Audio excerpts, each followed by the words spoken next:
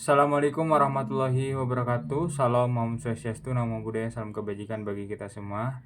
Perkenalkan, nama saya Aji Mana Rohman, NPM 231000288. Di sini saya akan mempresentasikan mengenai prinsip-prinsip perjanjian internasional.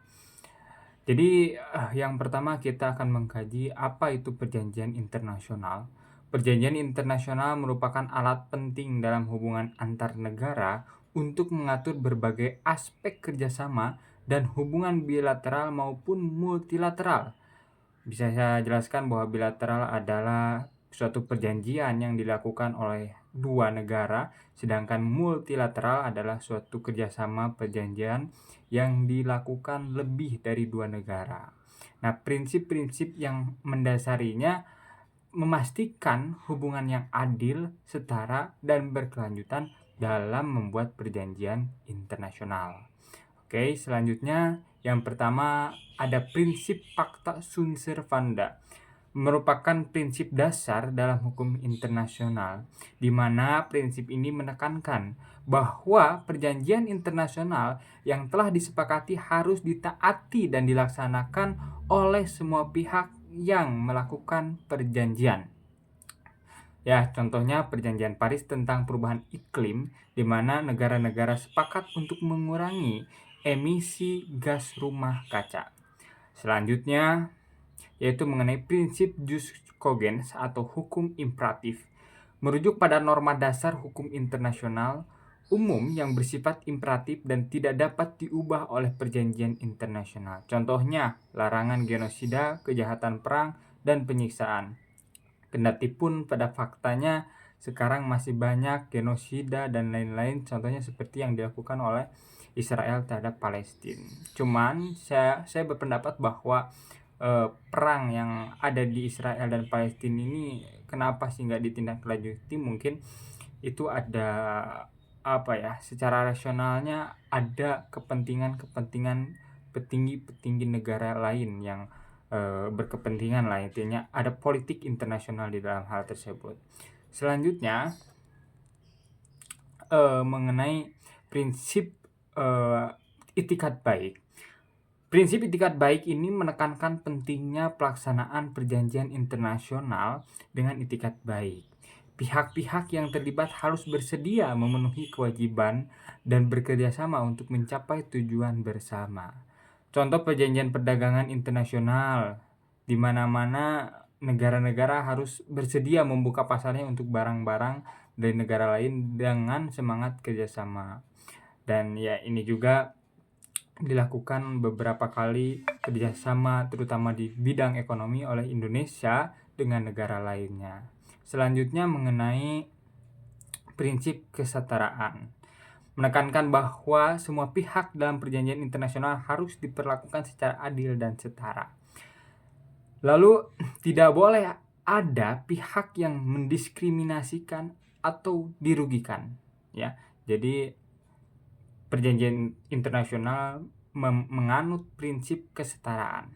Contohnya perjanjian kerjasama ekonomi, di mana negara-negara harus memiliki kesempatan yang sama dengan negara lainnya untuk mendapatkan keuntungan dan berpartisipasi dalam proses pembangunan kerjasama ekonomi tersebut. Selanjutnya mengenai prinsip keuntungan bersama. Nah, prinsip ini menekankan bahwa perjanjian internasional harus memberikan manfaat bagi semua pihak yang terlibat. Contohnya seperti perjanjian kerjasama pembangunan, di mana negara-negara harus bekerjasama untuk mencapai tujuan yang sama bersama dengan meningkatkan kesejahteraan bersama-sama. Ya, selanjutnya mengenai prinsip non-intervensi. Nah, prinsip ini menekankan bahwa setiap negara memiliki hak untuk mengatur urusan dalam negerinya sendiri tanpa campur tangan dari negara lain.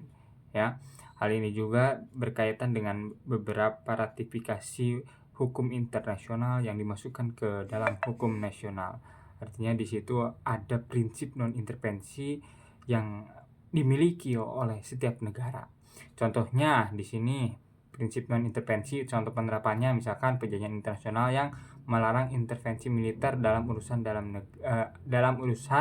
dalam negeri negara lain. Jadi kalau militer TNI nih ya, tentara Indonesia itu tidak boleh mengintervensi kepentingan negara lain.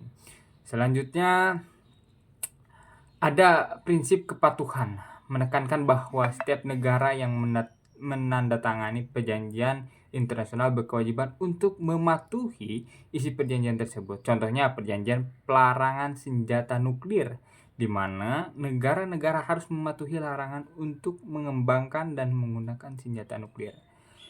Sudah menjadi rahasia umum atau pengetahuan umum bahwa senjata nuklir ini betul-betul sangat berbahaya, bahkan bisa diprediksi mampu menghanguskan satu negara, bahkan lebih dari satu negara dalam satu kali pengeboman oleh nuklir. Jadi nuklir ini adalah zat yang sangat berbahaya dan bisa mematikan bagi satu negara, semua manusia, termasuk hewan mungkin, tumbuhan dan lain-lain. Jadi sangat berbahaya, oleh karenanya hal ini dilarang demi keselamatan bersama. Selanjutnya, mengenai prinsip penyelesaian sengketa secara damai, hal ini juga disertakan di dalam piagam PBB. Ada beberapa cara metode untuk menyelesaikan sengketa secara damai. Nah, prinsip ini menekankan bahwa sengketa yang timbul dari perjanjian internasional harus diselesaikan secara damai melalui dialog dan negosiasi. Contoh perjanjian internasional yang mengatur mekanisme penyelesaian sengketa melalui arbitrase atau pengadilan internasional, ICJ misalkan, dan lain-lain. Selanjutnya ya, kesimpulan. Jadi prinsip-prinsip perjanjian internasional ini merupakan landasan penting dalam menciptakan hubungan internasional yang harmonis dan saling menguntungkan.